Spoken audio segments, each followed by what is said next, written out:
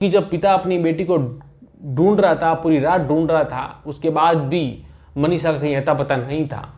हाँ, रात को 12 बजे के आसपास मनीषा के फ़ोन से एक बार फिर से अपने पिता के पास फ़ोन जरूर आता है, उसी रात को जब वो अपनी बेटी को ढूंढ रहा था। लेकिन मनीषा के पिता इस बार फ़ोन को उठाते हैं तो सामने से आवाज़ नहीं आती। पिता हेलो हेलो की करते हैं लेकिन सामने से आवाज़ नहीं आती। तभी मनीषा के घर वाले मनीषा को पिता को कहते हैं कि आप दोबारा फ़ोन लगाइए। अब मनीषा के जो पिता हैं उसी रात दोबारा जब फ़ोन लगाते हैं तब वापस वो फ़ोन स्विच ऑफ होता है। तो अगले दिन वो डेड बॉडी मिलती है। डेड बॉडी पोस्टमार्टम के लिए भिजवाने के लिए उसके घर वाले मना कर देते हैं।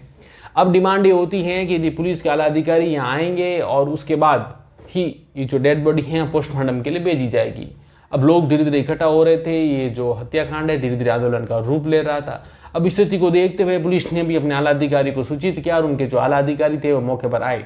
मौके पर आने के बाद ये सहमति बन गई कि ठीक है, पोस्टमार्टम करवा लिया जाएगा।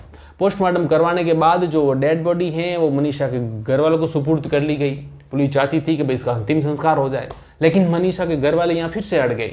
उन्होंने कहा कि जब तक हम पोस्टमार्टम रिपोर्ट नहीं पढ़ेंगे तब तक अंतिम संस्कार नहीं करवाया जाएगा।